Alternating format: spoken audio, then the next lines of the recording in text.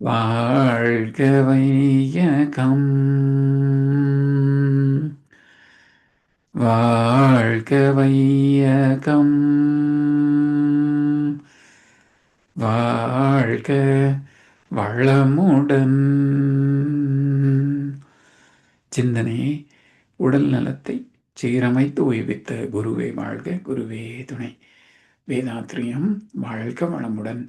இன்று வரை உலகில் தோன்றிய அனைத்து சித்தர்களும் ஞானிகளும் மகான்களும் மற்றும் வேதாத்திரிய கோட்பாடுகளை அர்ப்பணிப்புணர்வோடு அகிலமெங்கும் உணர்வாக்கி கொண்டிருக்கும் ஞானாசிரியர்களின் மதிநுட்பமும் குருவர்களோடு சூக்குமமாய் நம்மை சூழ்ந்திருந்து நாம் உய்வதற்கு துணை நிற்குமாக என்று சங்கல்பித்துக் கொண்டு இன்றைய தவ நிகழ்வை இறைவணக்கம் குருவணக்கத்தோடு நாம் இனிதே துவங்குவோம். இறைவணக்கம்.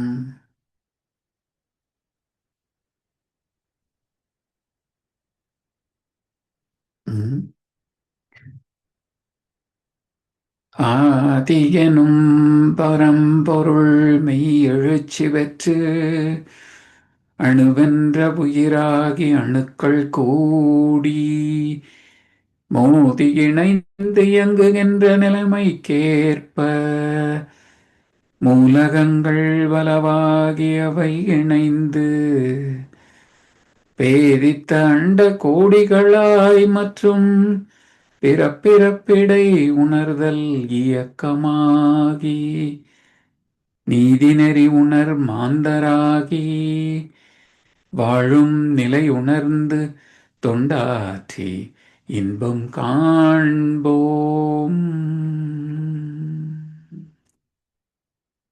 குரு வணக்கம்.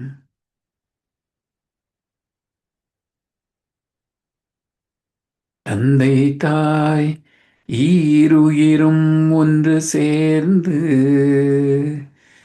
தழைத்தொரு உடலாகி உலகில் வந்தேன். அந்த ஈருயிர் வினைகள் அறமோ மற்றோ அழித்த பதிவுகளெல்லாம் என் சொத்தாச்சு. இந்த அரும் பிறவியில் முன்வினையறுத்து எல்லையில்லாமை பொருளை அடைவதற்கு வந்த ஒரு உதவி குரு உயிரின் சேர்க்கை. வணங்கி குரு திருவடியை வாழ்த்தி வாழ்வோம். குரு திருவடியை வாழ்த்தி வாழ்வோம்.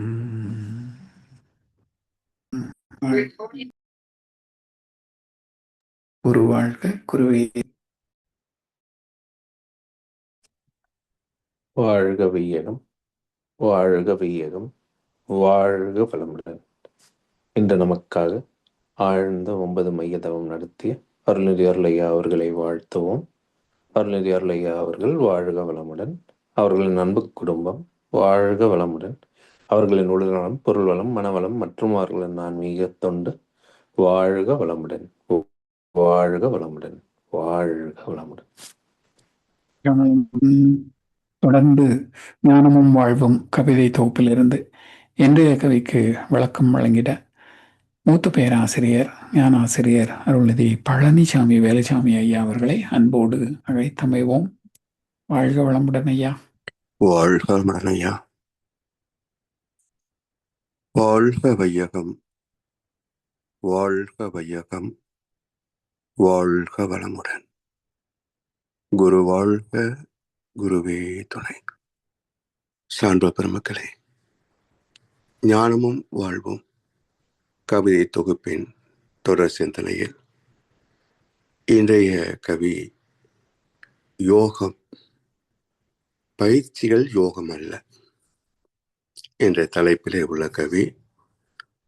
உடற்பயிற்சி மாத்திரமே யோகம் அல்ல, உடற்பயிற்சி அற்புதங்கள், வேத பாடம், கடற்கரையில் மலை காட்டில் உடல் வருத்தும் கடும் மூச்சு பயிற்சி மட்டும் யோகம் அல்ல.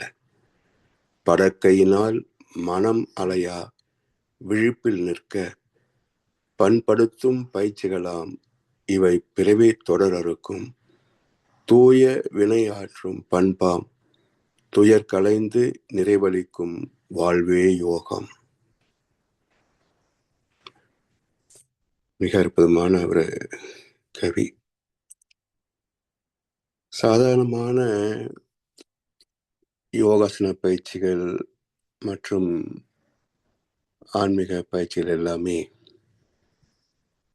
அது உயர்ந்த ஞானத்தை தரக்கூடியது என்ற கருத்தெல்லாம் பரவலாக இருக்கு. ஆனா எது உண்மையான யோகம் என்றால், இந்த யோக் என்ற சம்ஸ்கிருத சொல் அது யோகம் என்று தமிழ் சொல்லும். இப்போ பகவத்கீதையில யோகம் என்ற கருத்தோடு 18 அத்தியாயங்கள் பேசப்படுகின்றன. அடிப்படையில் எதை சொல்ல வருகிறது என்றால், இந்த மனதை பக்குவப்படுத்தி அற வாழ்க்கையோடு இணைந்து வாழ்வது. மகரிஷி அவர்கள் கர்மயோகத்திற்கு ஒரு சாமியம் தந்திருக்கின்றார். விளைவுகளை கணித்து கொண்டு எண்ணி துணிய கர்மம் என்ற வள்ளுவர், அது போல மகரிஷி சொல்றாங்க, விளைவுகளை கணித்து கொண்டு அது தகுந்தாற் போல செயல்களை முறைப்படுத்தி கொண்டு.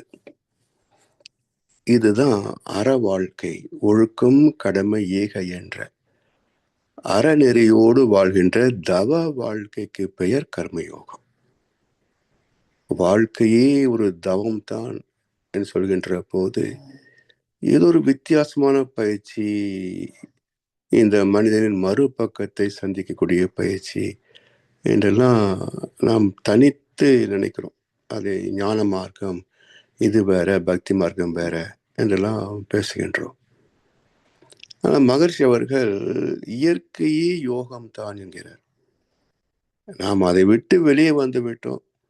மீண்டும் அதே இயற்கைக்கு திரும்புவதை நம்ம ஏதோ பெரிய ஒரு புதுமையாக பேசுகிறோம்.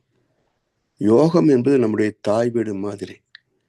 எங்கே பிறந்தோமோ மீண்டும் அங்கேயே போவதுதான். அப்ப அதற்கு சொல்லுகின்ற போது மகரிஷி சொல்றாங்க, கல்லும் மரமும் மௌன நிலையில் நின்று கடமை தவறாது பயனாகும் போது.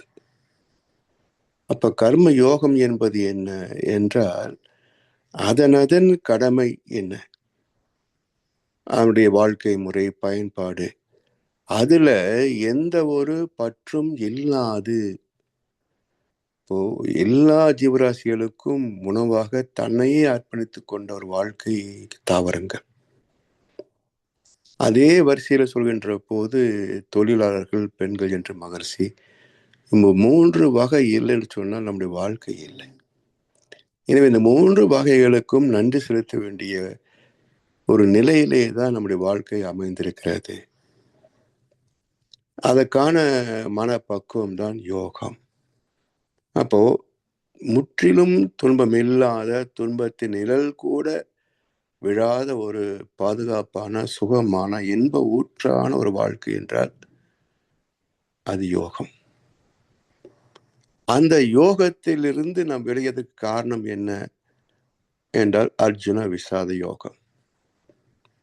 பந்தம், பற்று, பாசம், சுயநலம், எத்தனையில சிக்கி கிடக்கிறோம். இவை எல்லாமே அடிமைத்தனம் என்பது கூட நமக்கு தெரியல. ஆசைகளுக்கு, தாபங்களுக்கு, சொத்து கணக்கு, பதவி, எத்தனை அம்சங்களிலே நாம் அடிமைத்தனமாக இருக்கிறோம். இவை எல்லாம் வாழ்க்கையின் ஒரு அங்கம், அவ்வளவுதான். இது எதுவுமே கிடையாது.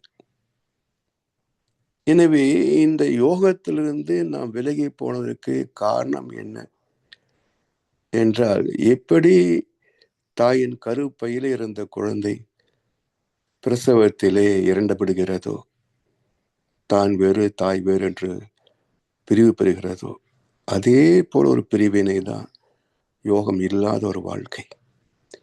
அதனால் இந்த பயிற்சிகள் இதெல்லாமே, இப்போ பாத யாத்திரை போறோம், நெருப்புல இறங்குறாங்க, இப்படியோ நிறைய. இவற்றின் உட்பொருள் என்னன்னு பார்த்தீங்கன்னா, உடலையும் மனதையும் பக்குவப்படுத்தி இறைவனோடு ஒன்றை செய்வதுதான். அந்த நோக்கத்தை மறந்துவிட்டால் வெறும் சடங்காகும். அந்த நோக்கத்தை மறந்துவிட்டால் இவை எல்லாமே வெறும் சடங்குகள். அதனால் இது எல்லாமே யோகம் அல்ல.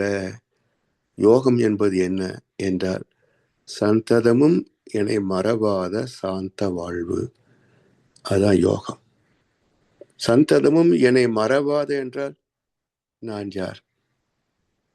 இறைவனே தான் நானாக வந்திருக்கின்றான்.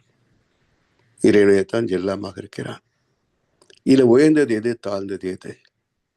பண்டிதன் யார், பாமரன் யார்? செல்வந்தன் யார், ஏழை யார்?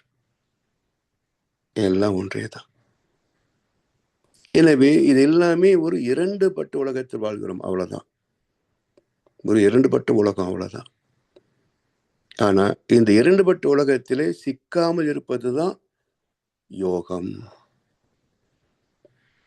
இந்த இரண்டுபட்ட உலகத்திலே சிக்கிக்கொள்ளாமல் சந்ததமும் என்னை மறவாத நிலையில இருப்பதுதான் யோகம். அந்த வகையில மகிழ்ச்சி சொல்றாங்க, உடற்பயிற்சி மாத்திரமே யோகம் அல்ல, அது உடலோடு மனம் இணைகின்றது. ஆனா உயிர் தனியா இருக்க, அறிவு தனியா இருக்க. அப்ப உடலோடு மனம் இணைவது உடற்பயிற்சி, யோக பயிற்சி. அதாவது யோகாசன பயிற்சி, யோக ஆசனம். உடற்பயிற்சி அற்புதங்கள், வேத பாடம். கடற்கையில், மலை, காட்டில் உடல் வருத்தும் கடும் மூச்சு பயிற்சி மட்டும் யோகம் இல்லை. வாசி யோகம் அப்படின்னு நிறைய யோக பயிற்சிகள் எல்லாம் இருக்கு. மிக கடுமையான பின் விளைவுகள் உள்ள பயிற்சிகள் கூட இருக்கு. மகசூர் கவியில சொல்லுவாங்களே, சிவநிலையை அடைவதற்கு தவம் இருந்து சித்தி அடையா முன்னம் கனல் மிகுந்து சபநிலையை அடைந்தார்கள் முன்னாளில் பல்லோர். ஜீவசமாதி. செத்துப்போன அர்த்தம் இல்லை, ஜீவசமாதி. விரும்பி ஜீவசமாதி போனவங்க உண்டு, சிக்கிக்கிட்டு ஜீவசமாதியில இருந்தவர்களும் உண்டு. அதுல 2 வகை இருக்கு ஜீவசமாதியில. எனவே படக்கையினால் மனம் அலையா விழிப்பில் நிற்க பண்படுத்தும் பயிற்சிகளால் இவை பிறவி தொடரறுக்கும் தூய வினையாற்றும் பண்பாம். துயர் கலைந்து நிறைவளிக்கும் வாழ்வே யோகம். இப்ப துயர் கலைந்து யோகம் என்றால் நமக்கு எந்த வகையிலேயும் நோய்களோ பிரச்சனைகளோ சிக்கலோ வரக்கூடாது. அப்ப இவை எல்லாவற்றுக்கும் காரணம் என்ன? உடல் நோய் வருகிறது என்று சொன்னால் வள்ளுவர் தெளிவா சொல்லிட்டார், மருந்தன வேண்டாவாம் யாக்கைக்கு. எதுல வியாதி அதிகமா வருது என்றால் மருந்தன வேண்டாவாம் யாக்கைக்கு. நல்ல காரியம், கோயம்புத்தூர்ல பல ஹோட்டல் மூடிட்டாங்களாம். எல்லாம் கேஸ் தட்டுப்பாடு என்று சொல்லி இந்த வாரத்துல எல்லா ஹோட்டலும் மூடிட்டாங்க. பெரிய ஹோட்டல் மட்டும் ரெஸ்ட்ரிக்டட், சில டைம் மட்டுமே திறந்து வச்சிருப்பாங்க அப்படின்ற அளவுக்கு ஒரு நல்ல காரியம் நடந்திருக்கு. எனவே உணவு சமைக்க முடியாதவர்கள் உணவகத்தை நாடுவது ஓகே, ஏற்புடையது. ஆனா இந்த வீக்கெண்டு கல்ச்சர் சொல்லி வெள்ளிக்கிழமை ராத்திரிலேருந்து சண்டே ராத்திரி வரைக்கும் போய் வெளியே தீங்குறானுங்களே, இது என்ன ஒரு பண்பாடு? எனவே இது எல்லாமே நோய்களாக மாறுகின்றன என்பதை வள்ளுவர் 2500 வருஷத்துக்கு முன்னாடி சொல்லிட்டார். மருந்தன வேண்டவம் ஜாக்கைக்கு. உடம்புக்கு வியாதி வருவதற்கு வாய்ப்பே கிடையாது. இறைவன் தந்த உடல், தாயின் கருவில் இருந்து பிறந்த குழந்தைக்கு என்ன வியாதிங்க? எல்லாமே பிறகு ஒரு சிந்தனை இல்லாத, ஆராய்ச்சி இல்லாத மயக்கத்தில் சிக்கிய செயல்பாடுகள். நாக்கு சுவைக்கு அடிமையான தானே சாப்பிட்டுட்டே இருக்கிறாங்க, விதவிதமா சாப்பிட்டுட்டே இருக்கிறாங்க. இவ்வளவு உணவு இந்த உடம்புக்கு தேவையான யோசிக்கிறதே இல்லையே. அதனால் வள்ளுவர் சொன்ன மருந்தன வேண்டாம் யாக்கைக்கு எப்போ அருந்தியது அற்றது போற்றி உனின். அருந்தியது என்றால் 32 முறை வாயில போட்ட ஒரு கவளம் உணவை 32 முறை மெல்லணும்.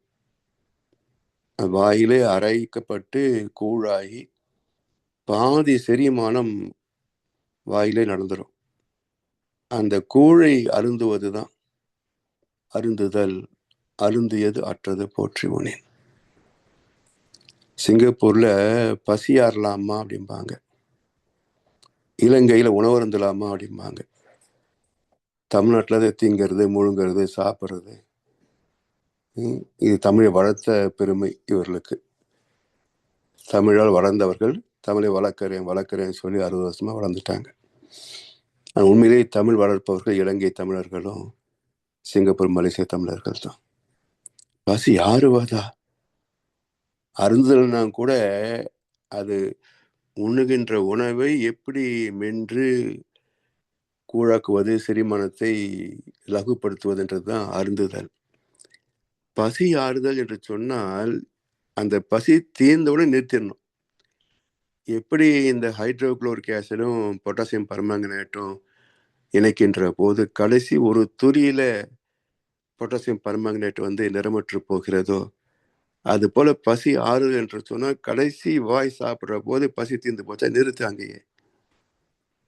அதான் பசி ஆறுதல். என்ன அற்புதமான தமிழ் வார்த்தை.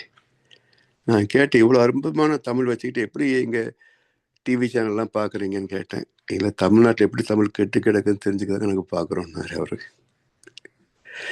அது மாதிரி இங்கே எவ்வளோ அற்புதமான ஒரு பண்பாட்டை சொல்லியிருக்காரு பாருங்க வாழ்வார். அதே போல உழைப்புக்கும் செல்வ வசதிகளுக்கும் எல்லாவற்றுக்கும் அளமுறை வைக்கிறாங்க. எனவே இந்த உடற்பயிற்சி உடலை நோய் வராமல் காக்கக்கூடியது. அதே போல மனதுக்கு பயிற்சி கொடுத்தால்தான் இந்த புலன்களை அலமுறை தவறி பயன்படுத்தாது. புலன்கள் தவற கள்ள புலனைந்தும் கால மணி விளக்கு என்கிறது திருமந்திரம். இது கள்ள புலனா? அது ஒன்றும் செய்யறது இல்லையே. மனம் கட்டளை இடாமல், மூளை கட்டளை இடாமல் புலன்கள் தானே ஏதாவது செய்ய முடியுமா? எனவே இந்த புலன்களை 2 வகையில் பயன்கொள்வது அதே மனசுதான்.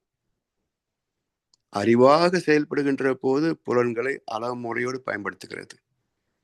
மனமாக செயல்படுகின்ற போது அளவு கடந்து பயன்படுத்துகிறது. 2 வகைக்கும் துல்லியமான விளைவை தருவது அறிவு. அளவு முறையோடு பயன்படுத்தி கொண்டோமா உடல் நலம் காக்கப்படுகிறது. அலட்சியப்படுத்தினோமா அவை எல்லாமே நோய்களாக சிக்கலாக மாறும். அதனால் அர்ஜுன விஷாயோகத்துல என்ன சொல்றாரு? உன் பிரச்சனைக்கு அனைத்துக்கும் காரணம் நீயே தான். ஏன்னா உனக்கு நிகழ்காலத்தில் வாழ தெரியவில்லை. உன்னா கடந்த காலத்தை நினைச்சு துக்கப்படுற, இல்ல எதிர்கால கற்பனையில மிதந்து அது எப்படி வாழணும்னு ஆசைப்படுற. அந்த நிகழ் அப்படின்ற நேரத்தில் நிக்கிறது உனக்கு தெரியல. அதுதான் உன் பிரச்சனை அனைத்துக்கும் காரணம். நீ பந்தம் பற்று பாசத்துல சிக்கி இருக்கிறாய். அப்ப இதிலிருந்து விடுபட வேண்டும் என்பதுதான் யோகம். இந்த சிக்கினதுக்கும் யோகத்திற்கும் என்ன வித்தியாசம் என்றால், அந்த அற வாழ்க்கை முறையை தவிர்த்து வெகு தூரம் வந்துவிட்டோம். புலன் வழி வாழ்க்கை, உடல் வழி வாழ்க்கை, சமுதாய வழி வாழ்க்கை என்று வெகு தூரம் வந்துட்டோம். மீண்டும் இதிலிருந்து உள்ள திரும்பணும். மனம் திரும்புங்கள், திரும்பணும். அதுக்கு பேர் தான் தியானம். வெளியே போகிற மனசை உள்ள திருப்பணும். அப்ப உடலுக்கு 4 பயிற்சிகள், மனதுக்கு 4 பயிற்சிகள், 2 சேர்த்து 8. பதஞ்சலி மகான் தந்த அஷ்டாங்க யோகம். யமம் நியமம். யமம் செய்ய வேண்டியவை, நியமம் தவிர்க்க வேண்டியவை. பிறகு யமம், நியமம், ஆசனம், பிராணாயாமம். உடலுக்கான ஒரு பயிற்சி, மூச்சுக்கான ஒரு பயிற்சி. ஏன்னா அப்போ குண்டலினி யோகம் கிடையாது. அதனால் மனதை பக்குவப்படுத்துவது மூச்சோடு இணைத்தார்கள் அந்த காலத்துல. இந்த பக்குவத்தோடு சேர்ந்தது என்ன? பிரத்யாகார, தாரணா, தியான, சமாதி. பிரத்யாகார சித்த விருது நிரோத்தியக. எங்கெல்லாம் மனம் விரிந்து கொண்டே போகும். அதோட இயல்பே அதுதான். ஊர்மைவதுதான் மனசுக்கு இயல்பு. அதாவது எங்க இறைவன் ஒளிந்து கொண்டால் மனுஷன் கண்டுபிடிக்க முடியாது அப்படின்னா அவனுக்குள்ளேயே. இப்போ அந்த செல்போன், ஐபேட் எல்லாம் குழந்தைகிட்ட இருந்து மறைச்சு வைக்கணும்னு வச்சுக்கோங்க, எங்கே வச்சா கண்டுபிடிச்சிருவாங்க. அவன் ஸ்கூல் பேக்லேயே வச்சிருங்க, கண்டுபிடிக்க மாட்டான். ஏன்னா ஸ்கூலுக்கு போகும்போது ஸ்கூல் பேக்கை தேடுவான், மற்ற நேரத்தை ஸ்கூல் பேக் தர மாட்டான். அதனால எதையாவது தடுக்கணும்னு சொன்னா ஸ்கூல் பேக்ல வச்சிட்டோம்னாக்க அங்க போக மாட்டான். அது மாதிரி இறைவன் நமக்குள்ள இருக்க அவனை வெளியே தேடி எங்கெங்கோ போவோம். அப்ப என்னாகிறது?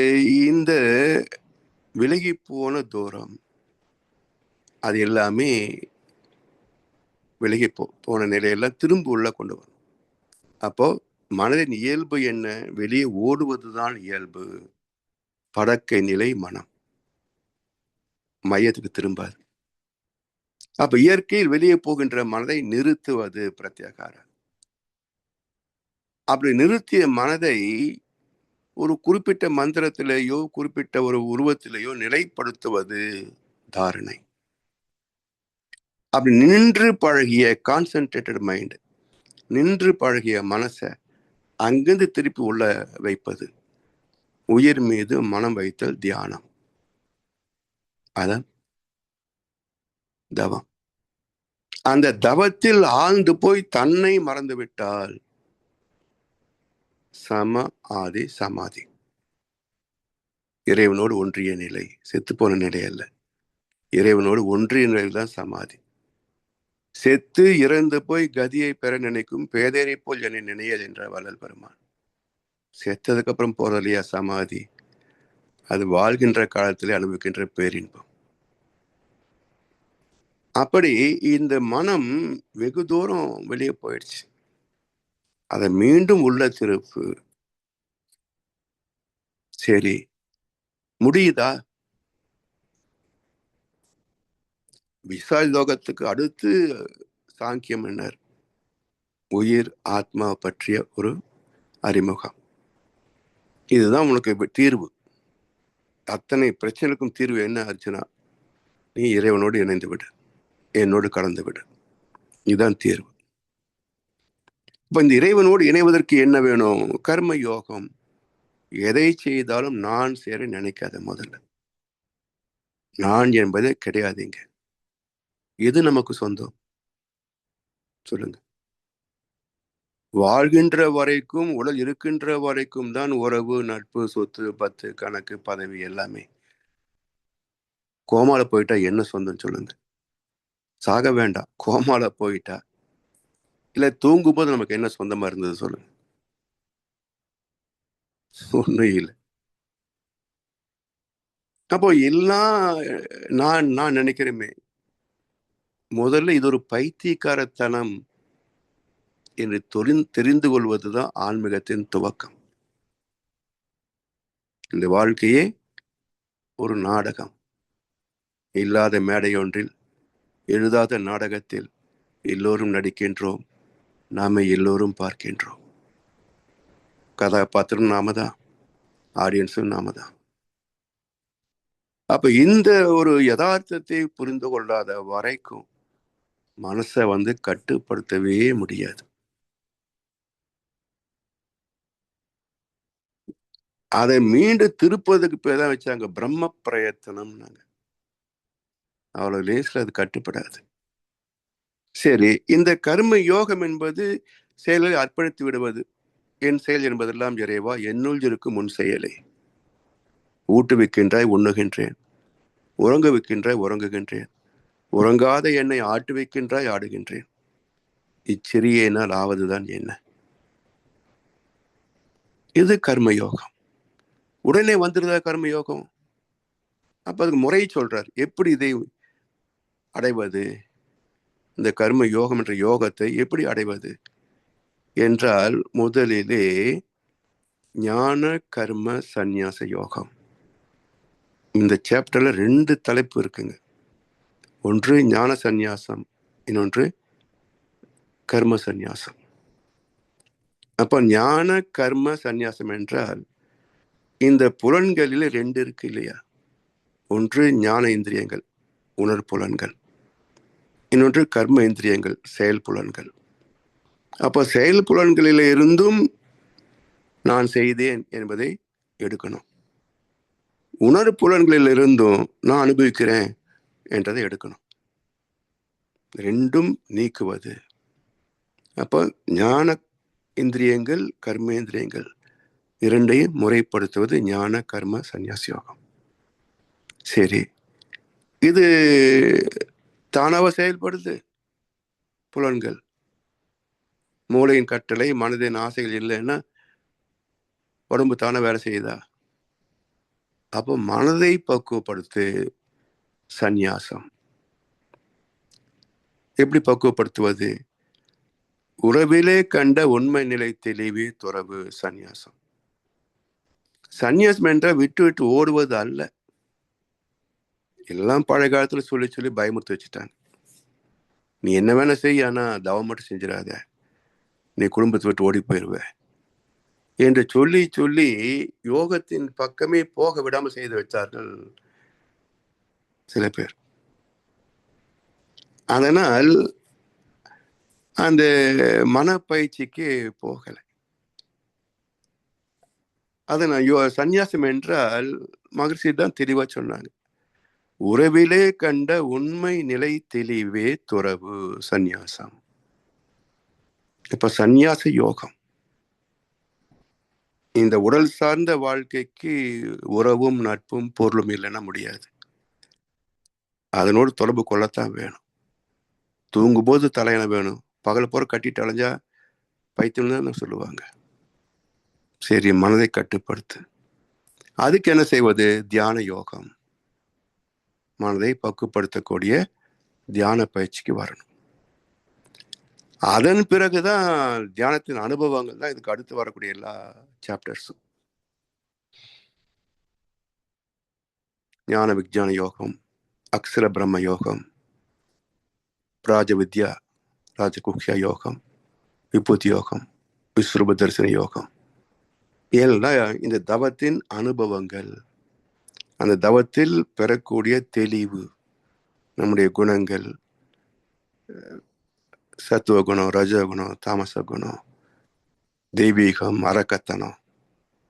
கடைசியில என்ன பண்ணணும்? இந்த யோகம் என்பதன் உச்சகட்டம் என்ன என்றால் மோக்ஷ சந்நியாச யோகம். ஈசனோடு ஆயினும் ஆசை அருமின்கள், அதான் மோக்ஷ சந்நியாச யோகம். ஈசனோடு ஆயினும் ஆசை அருமின்கள். ஞானம் பெறணும், இதை விட உயர்ந்த உன்னதமான ஆசை எதுவுமே கிடையாது. அதையும் விட்டுடுன்றாரு சித்தர். அதே தான் வியாச சொல்றாரு, மோக்ஷ சந்நியாச, அதையும் விட்டுடு. ஏன் என்றால் இதுல ஒரே நுட்பம் தான். ஆசை என்பது மனம் சார்ந்தது, யோகம் என்பது அறிவு சார்ந்தது. மனம் சார்ந்து வாழ்கின்ற வரைக்கும் அறிவுக்கு போக முடியாது. அறிவு சார்ந்து விட்டா மனம் கிடையாது. எல்லாம் மற என இழந்த நலம் சொல்லாய் முருகா. நான் என்பது அற்று போனதான். அப்ப உடம்பு மேல பந்தம் பற்று வரைக்கும் போக முடியுமா? உன் உடம்பை வெறுக்காமல் உனக்கு எதுவும் புரியாது. அதனால் வெறுப்பு என்பது வெறுத்து ஒதுக்குவதல்ல. அதாவது வெறுப்புக்கு முன்னாடி விருப்பமின்மைன்னு ஒன்று இருக்கு இல்லையா? அன்லைக். ஹேட்டுக்கு முன்னாடி அன்லைக் ஒன்று இருக்குல்ல. ஸோ இந்த உடலையும் மனதையும் வாழ்க்கையும் மீது ஒரு விருப்பம் கூடாது. ஸோ விருப்பமின்மை. வெறுத்தால் தற்கொலை தான். இப்போ விருப்பமின்மை இல்லை, வந்து பிறந்து விட்டோம், இருக்கிற வரைக்கும் வாழ்ந்து ஆகணும். சாமி சொல்லுவாங்க, வாழ வேண்டும் என்று எண்ணி நாம் வந்ததில்லை, எனினும் பிறந்து விட்டோம், வாழ வேண்டும் உலகில் ஆயுள் உள்ள மட்டும். அதுல கர்மயோகத்தை பின்பற்றி வாழ்ந்தோர்கள் அனுபவத்தை தொடர்ந்து பற்றி எப்படி வாழ்ந்தாங்க, எப்படி இருந்தாங்க. அப்போ சித்தர்கள் ஞானிகள் பெற்ற ஒரு பேரின்பத்தை சம்சாரி யாரும் பெற்றது கிடையாது இல்லையா? அப்ப எத்தனை வகை சுகபோகங்களை துய்த்தாலும் இந்த மனசு போதும்னு சொல்லுச்சா? இல்லையே. 1000 இருந்தும் வசதியில் இருந்தும் நோ பீஸ் ஆஃப் மைண்ட். ஏன்? Good people have peace of mind, bad people have pieces of mind. சுக்கலான மனசுல தான் மக்கள் வாழ்ந்துட்டு இருக்கிறாங்க, நிறை மனம் இல்லை. அப்போ நிறை மனம் என்பது பொருட்களிலே வசதிகளிலே இல்லை. நிறை மனம் என்பது தன்னை அறிந்த ஞானம், அதுதான் யோகம். எனவே சந்ததமும் என்னை மறவாத சாந்த வாழ்வே யோகம். அந்த யோகம் என்பது மனப்பக்குவத்தை தவிர வேற என்ன? எனவே இவை பிறவி தொடரருக்கும் தூய வினையாற்றும் பண்பாம் துயர் கலைந்து நிறைவளிக்கும் வாழ்வே யோகம். துயர் கலைந்து நிறைவளிக்கும் வாழ்வே யோகம். துன்பத்தை நீக்கி இன்பத்தை துய்த்து அமைதியை லயித்து பேரின்பத்தில் திளைப்பதே வாழ்க்கை. இதுவே தினசரி வாழ்க்கையாக அமைத்துக் கொள்ளணும். பேரின்பம் எப்போதும் சொல்ல முடியாது. துன்பத்தை தவிர்க்கக்கூடிய செயல்களை நீக்கலாம். சுகம் தரும் உடலுக்கு நலம் தரக்கூடியது, மனதுக்கு நிறைவு தரக்கூடிய ஒரு லிமிட்டட் மெத்தடாலஜி, அளமுறை வாழ்க்கையை தூக்கலாம். இதுக்கு ரெண்டுக்கும் போக மீதி எவ்வளவு நேரம் இருக்குங்க? 8 மணி நேரம் அலுவலகம், 2 மணி நேரம் இதுக்கெல்லாம் போச்சு. தூக்கத்துக்கு ஒரு 6 மணி நேரம் போச்சு. மிச்ச நேரம் அப்ப அதிலே அமைதியை காத்துக்கொள்வது. பேசாம இருந்தா போதும், மனம் சலனமற்று இருந்தா போதும். அந்த அமைதி நிலையிலே நின்று பழக பழக பழக என் மனதை ஈர்த்து இணைத்து கொண்டாய் உன்னுள்ளே, அதுவே தானா போய் சேர்ந்துடும். துரியோதனன் நாம போக வேண்டாம், அதுவே தானா போயிடும். அதுதான் உண்மையான துரியாதீதம். அப்பதான் பேரின்பத்தை தூக்க முடியும். அதனால் இந்த உடல் மனம் சார்ந்த வாழ்க்கை என்பது என்ன என்றால் சுகப்படுவதற்காக அல்ல.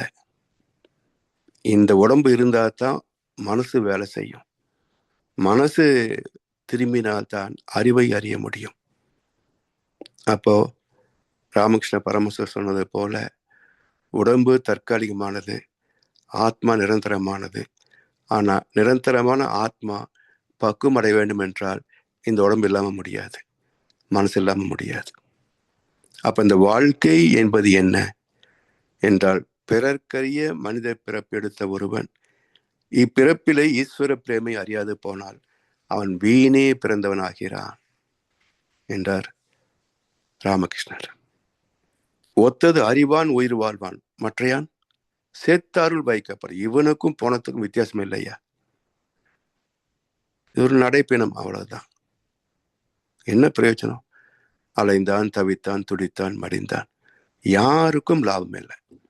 என் வாழ்ந்த வாழ்க்கை இவனுக்காவது பிரயோஜனமா? இல்லை. குடும்பத்துக்கு ஏதாவது பிரயோஜனமா? இல்லை. சமுதாயத்துக்கு வெறும் ஆசைகளை விட்டுட்டு போயிருக்கிறான். வெறும் ஆணவம், ஆசைகள், திமிரு, இதெல்லாம் விட்டுட்டு போயிருக்கேன். இதெல்லாம் வான்காந்தத்துல சிக்கிக்கிட்டு நல்லவர்களையும் ஆன்மீகத்தில் முன்னேற விடாமல் தடுத்து கொண்டிருக்கின்ற அரக்கர்கள், வாழ்ந்து மடிந்த தீயவர்கள். ஸோ இந்த பூமியின் காந்த கிழமை கண்டாமினேட்டட். ஏன் யுத்தம் வராது? ஏன் இயற்கை சீற்றங்கள் வராது? ஏன் கேஸ் தட்டுப்பாடு வராது? எல்லாம் தான் வரும். வாழும் வகை தெரிந்து வாழவில்லை என்றால் இறைவன் தண்டித்தே தீருவான். எனவே அதற்கு முன் நம்மை காப்பாற்றிக் கொள்வதற்காகத்தான் இறைவன் அறிவை தந்திருக்கின்றான். அப்ப அறிவை பயன் கொண்டவர்கள் தப்புவார்கள், பிரளயங்கள் அவனை தீண்டுவதில்லை என்கிறது கீதை. யாரெல்லாம் யோவான் கப்பலில் ஏறுகிறார்களோ அவரெல்லாம் பிழைப்பார்கள் என்கிறது பைபிள். அப்ப அறம் சார்ந்த மக்களே வருகின்ற சந்ததிக்கு ஆசிரியர்கள். இல்லை என்றால் அழிவிலே இவனும் ஒருத்தன்தான். அதுபோல ஒரு அற்புதமான வாழ்க்கை நம் கடமை, அறவாழ்வின் நாட்டத்தை சிறக்கட்டும் என்று சொல்லி வாய்ப்பளித்த செவிமடுத்தாளருக்கு நன்றி பாராட்டி இந்த உரையை நிறைவு செய்கின்றோம். வாழ்கொளமுடன், வாழ்கொளமுடன், வாழ்க வையகம். அருமை ஐயா. தொடர்ந்து சிறப்பாக மகான் கவிக்கு ஆழ்ந்த விளக்கம் வழங்கி வந்து கொண்டிருக்கும் மூத்த பேராசிரியர் ஞானாசிரியர் அருள்நிதி பழனிசாமி வேலுசாமி ஐயா அவர்களும் அவரது அன்பு குடும்பத்தினரும் அருட்பேராற்றல் கருணையினால் உடல் நலம், நீளாயுள், நிறை செல்வம், உயர் புகழ், மெய்ஞானம் ஓங்கி வாழ்க வளமுடன், வாழ்க வளமுடன், வாழ்க வளமுடன். நன்றிகள் ஐயா. நன்றி ஐயா. வாழ்க வளமுடன், வாழ்க வளமுடன். தொடர்ந்து பாடல்கள் பாடி நிறைவு செய்யும் தருணம். எனக்கு ஒரு வாய்ப்பு கொடுங்க ஐயா. ஐயா சொல்லுங்க ஐயா. எந்த பாட்டு பாட சொல்றீங்க? வேதாத்திரிய பாடல் பாடுறீங்களா? ஓகே. வாழ்க வளமுடன். பிரம்மஞான கவி பாட அருள்நிதி நீமா சுரேஷ்குமார் அம்மா இருக்காங்களா? இருக்காங்க. உலக நல வாழ்த்து பாட அருள்நிதி ஜமுனா ராணி அம்மா. வாழ்க வளமுடன். வாழ்க வையகம், வாழ்க வையகம், வாழ்க வளமுடன். வேதாத்திரிய பாடல். போரில்லா நல்லுலகம், பொருள் துறையில் சமநீதி, நேர்மையான நீதிமுறை, நிலவுலகிற்கோர் ஆட்சி, சீர் செய்த பண்பாடு, சிந்தனையோர் வழிவாழ்வு, சிறப்புணர்ந்த பெண்மதிப்பு, தெய்வ நீதி வழிவாழ்தல், திருவிழா தவிர்த்தல், சிறுவர்கட்கே விளையாட்டு, செயல் விளைவு உணர்கல்வி, சீர்காந்த நிலை விளக்கம், பார் முழுதும் உணவு நீர் பொதுவாக்கல், பல மதங்கள் பல கடவுள் வழக்கம், ஒழித்துண்மை ஒன்றை தேர்ந்திடுதல், பார் முழுதும் உணவு நீர் பொதுவாக்கல், பல மதங்கள் பல கடவுள் பழக்கம், ஒழித்துண்மை ஒன்றை தேர்ந்திடுதல். வாழ்க வளமுடன், வாழ்க வளமுடன். வாழ்க வையகம், வாழ்க வையகம், வாழ்க வளமுடன். குரு புகழ் வாழ்க, குருவே துணை.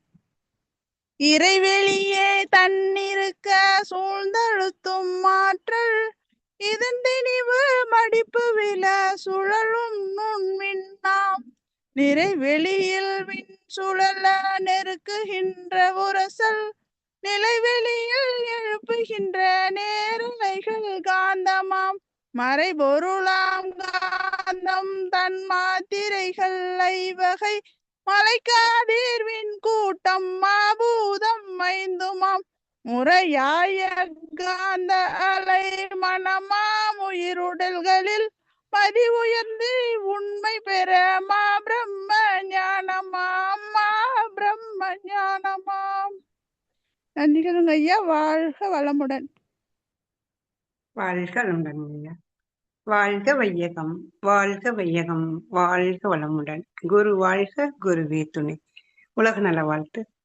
உலகமெல்லாம் பருவமழை ஒத்தபடி பெய்யட்டும், உழவரெல்லாம் தானியத்தை உவப்புடனே பெருக்கட்டும், பல தொழில்கள் புரிகின்ற பாட்டாளி உயரட்டும், பகுத்துணர்வில் தொகுத்துணர்வு பண்பாட்டை உயர்த்தட்டும், கலகங்கள் போட்டி பகை கடந்தாட்சி நடக்கட்டும், கல்லாமை கடன் வறுமை கலங்கங்கள் மறையட்டும், நலவாழ்வை அளிக்கும் மெய்ஞான ஒளி வீசட்டும், நம் கடமை அறவாழ்வின் நாட்டத்தே சிறக்கட்டும், நம் கடமை அறவாழ்வின் நாட்டத்தே சிறக்கட்டும், நம் கடமை அறவாழ்வின் நாட்டத்தே சிறக்கட்டும். வாழ்க வையகம், வாழ்க வளமுடன், வாழ்க வையகம், வாழ்க வளமுடன், வாழ்க வையகம், வாழ்க வளமுடன். மிக்க நன்றிங்க ஐயா. வாழ்க வளமுடன். வாழ்க வளமுடன். இன்றைய விழாவில் கலந்து கொண்டு அன்பர்கள் விழாவை வழி நடத்தியோர், அச்சிந்தனை வழங்கியோர், பாடல்கள் பாடியோர் அனைத்தும் வாழ்க வளமுடன். அவர்களின் அன்பு குடும்பம், அவர்களின் உடல் நலம், மனபலம், பொருள் பலம், அருள் தொண்டு, ஆன்மீக தொண்டு, வாழ்க வளமுடன், வாழ்க வளமுடன், வாழ்க வளமுடன். இத்துடன் இன்றைய காலை மகிழ்வோடும் இனிதே நிறைவு பெறுகின்றது. இறையருளும் குருவருளும் நம் அனைவரையும் எப்பொழுதும் சூழ்ந்திருந்த நம்மை இந்த இடைநிலை உணப்பயணத்திலே சிறந்த முறையிலே வழிநடத்தட்டும் என அனைவரையும் வாழ்த்தி வணங்கி நன்றி கூறி அமைகிறோம். வாழ்க வியகம், வாழ்க வியகம், வாழ்க வாழ்க வளமுடன், வாழ்க வளமுடன். ஐயா வாழ்க வளமுடன். கை தூக்கி இருக்காங்க ஐயா. வாழ்க வளமுடன். வாழ்க வளமுடன் ஐயா. வாழ்க வளமுடன்மா. வாழ்க வளமுடன், வாழ்க வளமுடன். உங்களுடைய சிகாகோ மனவளக்கலை மன்ற அறக்கட்டளைக்கு என்னுடைய வாழ்த்துக்கள். நான் புது வரவு ஐயா. மிக்க மகிழ்ச்சி. மனவளக்கலைக்கு 89 நீங்க வரவுமா? நீங்க சிகாகோ மனவளக்கலை மன்றத்துக்கு நான் ரொம்ப ரொம்ப மகிழ்ச்சி ஐயா. யோகத்தை பற்றி சாமிஜியினுடைய கவிதையோடு அத்தனை விளக்கங்களையும் தெளிவாக சொல்லிட்டீங்க. வாழ்க்கையில துயரெல்லாம் கலைந்து மகிழ்வுடன் வாழ்வதுதான் யோகங்கிறத தெளிவா சொல்லிட்டீங்க. எதெல்லாம் யோகம் இல்லைங்கிறத அழகா எடுத்து வச்சிங்க ஐயா. உங்களுடைய சிந்தனை உரை, கவிதை விளக்கம் மிகச் சிறப்பு. நன்றி ஐயா. என்னுடைய வாழ்த்துக்கள். சிகாகோ மனவளக்கலை மன்றம் மேலும் மேலும் சிறப்புற்று விரைவில் அறிவித்திருக்கோயில் அமைய வாழ்த்துக்கள் ஐயா. வாழ்க வளமுடன் ஐயா. வாழ்க வளமுடன். வாழ்க வளமுடன்.